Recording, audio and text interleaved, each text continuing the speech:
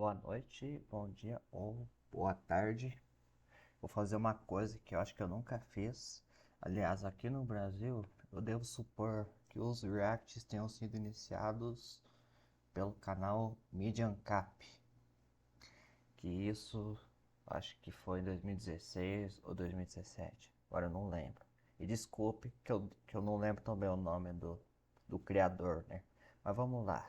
Esse vídeo aqui eu fiz uma colagem, que são stories no Instagram da Gabriela Denigres, que comenta sobre economia. E hoje como é um assunto que me é muito pertinente, talvez para você também, ante as medidas aí do governo aí de reduzir imposto de carro e outras coisas, vamos lá, vamos começar.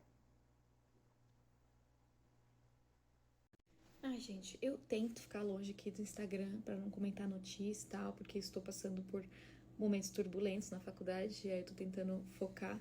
Mas não dá, cara, não tem como. Você começa a olhar as notícias e o que eu aprendo e o que tá acontecendo não bate, não faz absolutamente nenhum sentido. Como, por exemplo, esses subsídios para montadoras. Gente, não faz nenhum sentido.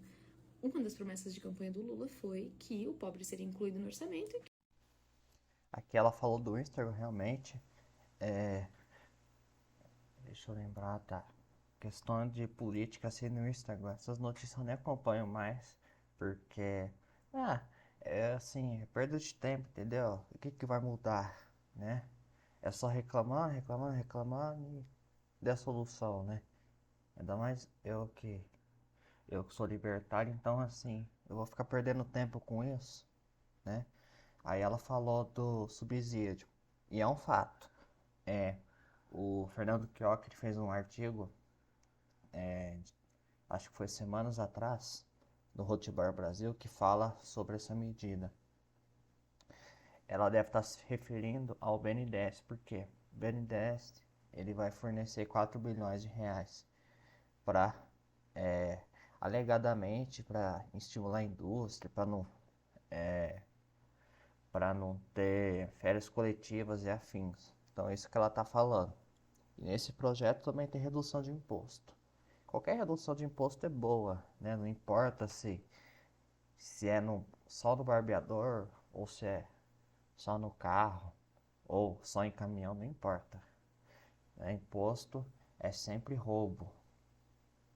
Mas vamos lá. E o pobre no orçamento? Bom, é o Lula, né, gente? Então, assim, é, eu acho que eu acho que vocês tiveram bastante tempo para aprender sobre o PT e, pelo jeito, muitos ainda não aprenderam. É claro que eu não estou me referindo a Gabriela, mas sim aos que votaram nele. Que o rico ia pagar a conta. Só que o pobre não compra um carro de 58 mil, isso porque o de 58 mil zero é o mais barato, tá? Quem compra é a classe média. E E você vê o panorama que está o Brasil. Classe média, né? Vai comprar um Renault Kwid. Renault Kwid é um projeto indiano. Ele só é vendido em alguns países, né? Brunei. Brunei eu acho que é o único país desenvolvido que eles vendem o Kwid, né? O Brunei é um país bem pequeno, extremamente rico, mas na Europa não tem, não tem na América do Norte menos ainda, né? É um projeto indiano que trouxeram para o Brasil, né? Não é que não preste a princípio, né? Por exemplo, o Etios. Por padrão brasileiro até que, né? Ele teve algum tipo de relevância, né? E o carro mais barato é 59 mil, que é o Renault Kwid. Então, veja um ponto que a gente chegou, né? Eu nem acompanho mais preço de carro, porque dá vontade de dar um tiro na cabeça quando eu vejo essas coisas, né? O nível que a gente tá, né? O pobre ele vai estar de ônibus, ou ele vai comprar um carro bem velhinho, né? Aqueles carros de 10 mil, de 8 mil, né? o que a gente sabe sobre a nossa classe média? A nossa classe média tá endividada. Então, você dá um estímulo de crédito para nossa classe média se endividar mais ainda, pagando ainda IPVA, licenciamento, gasolina, indo tudo. O pobre. Exatamente, ela tá certíssima, né? O ciclo de essa bolha de venda de carros, ela se começou no governo Lula, né? O governo Lula, ele teve muita sorte, tá tendo sorte de novo, né? Porque o governo, deixa eu só me posicionar aqui, desculpa. O governo Bolsonaro ele fez reformas, né? Que artigo que eu fiz sobre isso, ele foi para até no Miss Brasil, né? Aí ela tá falando aqui do crédito, né? Porque muitas pessoas, elas compram os carros, né? Por financiamento, porque carro no Brasil é muito caro, né? Aí, é, com, como essa fase de expansão monetária ela acabou, né? O que que acontece? As pessoas elas ficam cheias de dívidas e elas não conseguem mais empréstimo. E aí, isso que afeta as vendas dos carros, né? E aí por isso que as fabricantes elas estão fazendo tudo isso aí, ó, suspendendo produção, dando férias, né? E tem outra coisa, esses aumentos eles estão se dando num cenário que a venda de veículos no Brasil ela está caindo faz uns anos já. Se você pegar, eu posso pôr o gráfico depois na descrição do vídeo, desde meados de 2014 que as vendas só caem. Elas deram um pouquinho de aumento em 2016 até 2019, só que não foi o pico recorde, né? Não superou o pico lá no governo Dilma e Lula, né? Aí caiu de novo, né? Porque fizeram aquela festa de lockdown, foi uma bagunça total. Aí veio isso, uma anomalia, né? Porque veio o lockdown junto com juros de 2%, né? Para estimular, foi uma catástrofe, né? E essas pessoas endividadas, elas não conseguem empréstimo.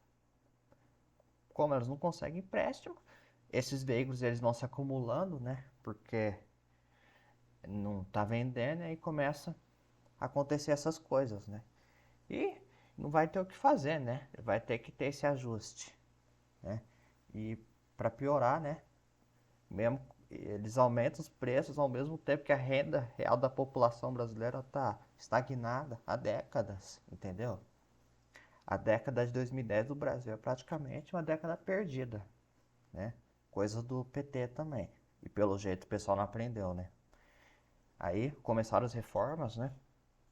Em 2016, aí teve um pouquinho do Temer, aí o Bolsonaro, e a gente corre risco de ter outra década perdida, né? Porque pelo jeito o eleitorado do Brasil ainda não aprendeu, né? Mas vamos lá. Não é beneficiado, porque, e inclusive ele paga a conta, porque é o pobre que paga mais ICMS. O rico, ele, beleza, comprou o carro, o rico tá endividado, então o governo tá dando um estímulo para ele se endividar mais ainda. As montadoras, elas não estão continuando no Brasil. Inclusive, eu vi uma notícia ontem que a Hyundai, a GM, elas pararam de produzir, elas não saíram, pelo que eu entendi, mas elas pararam de produzir porque tinha estoque o suficiente. Não faz absolutamente nenhum sentido. A gente não tem recursos suficientes para ficar dando para esse tipo de coisa, gente. Uma das coisas que a gente aprende em economia e que aí eu começo a comparar com as notícias e que não bate a gente aprende a realocar recursos escassos. E uma das tarefas do governo seria de realocar bem esses recursos. Aqui ela tá certa, apesar que eu não sei se ela é austríaca, né? Mas na escola austríaca isso é um dos conceitos da economia. Que são bem escassos aqui no Brasil. E aí, Quando ela falou dos recursos escassos do governo, eu acho que ela deve estar falando da parte fiscal, né? Que realmente, mas não sei, né? O que ela quis dizer. Porque o subsídio ele vai vir pelo BNDES, né? A não ser que ela queira dizer que o isenção de imposto é subsídio. Isenção de imposto não é subsídio. Você está deixando de roubar, né? Aí não é subsídio, né? tem o arcabouço fiscal, né, que foi aprovado, Que por sinal é ruinzinho, né? E o Congresso aprovou, eu falei dias antes de eles votarem isso, que tinha alta chance de aprovar. Por quê?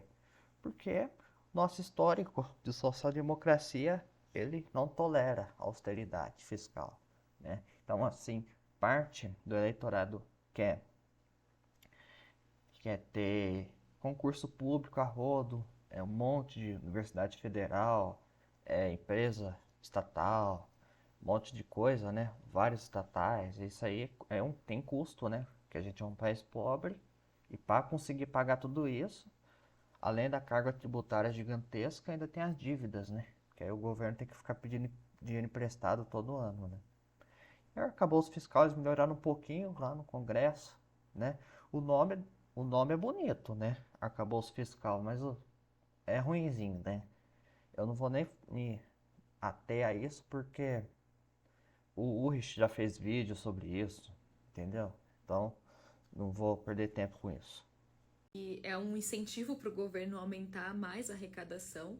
E para que ele vai aumentar a arrecadação? Para usar nesses projetos geniais aí de subsídio para montadora, subsídio para petróleo. E, e falando nisso, nessa questão do BNDES, no passado recente, o BNDES financiou, se não me falha a memória, fábricas da BMW na região sul.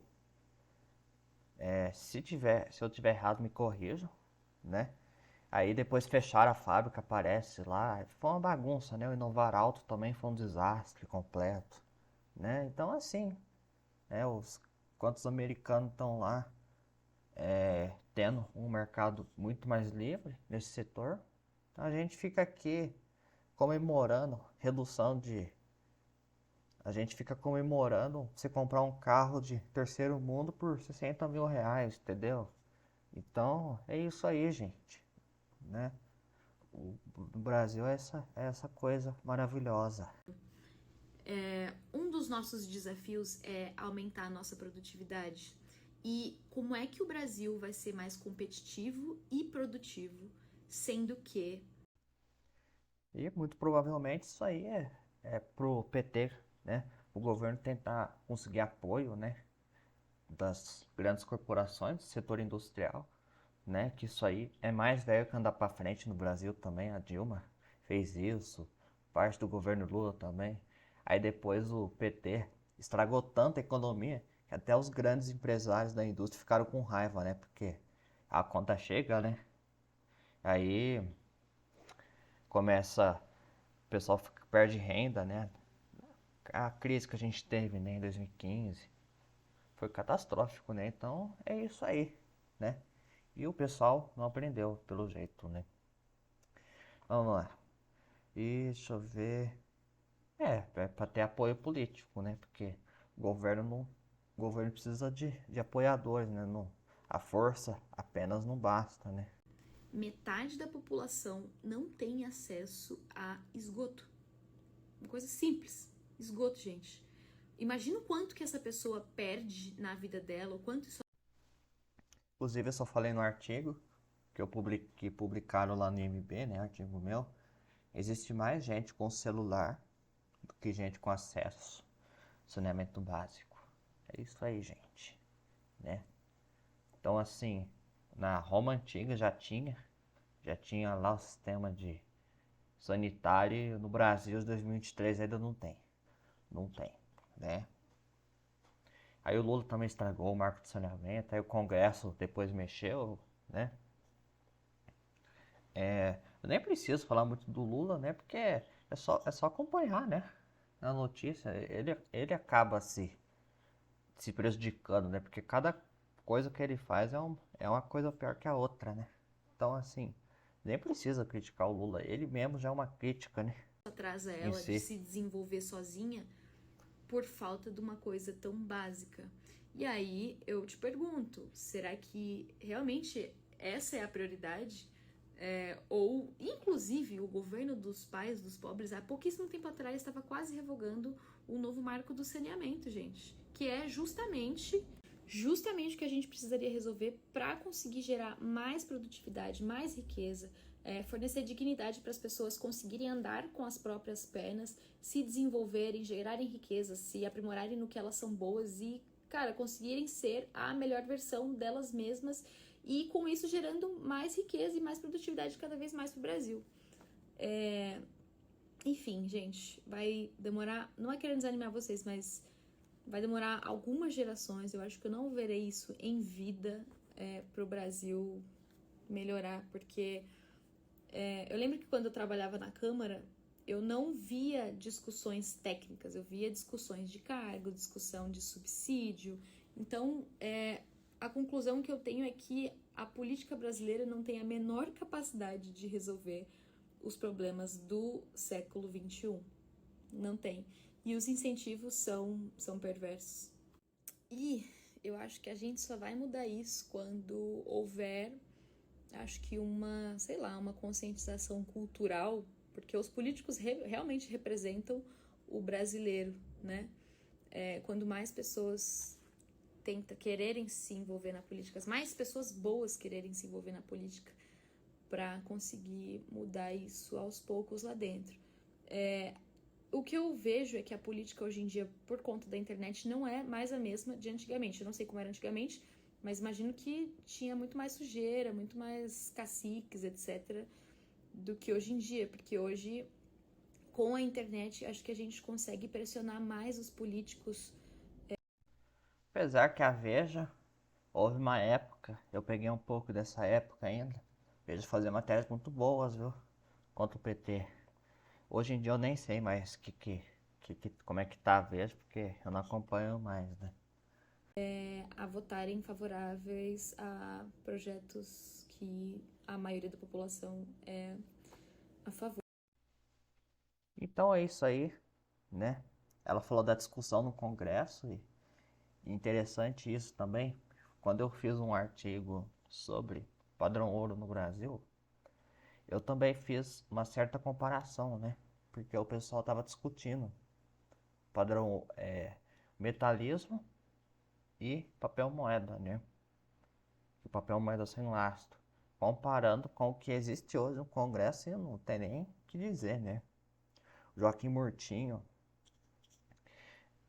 que nem economista era, ele já falava que expansão de crédito sem aumento na oferta monetária, sem de forma exagerada, causava inflação. Então, assim, pelo jeito o pessoal não aprendeu ainda, né? Então é isso aí. Espero que vocês aí tenham gostado. A Gabriela, não sei se a Gabriela vai assistir esse vídeo. Por favor, não ataquem sem doxing, tá, gente? Por favor, tá? Então, é isso aí. E na descrição vai ter uns artigos aí que eu pus, referências e afins. Então, é isso aí. Obrigado e até a próxima.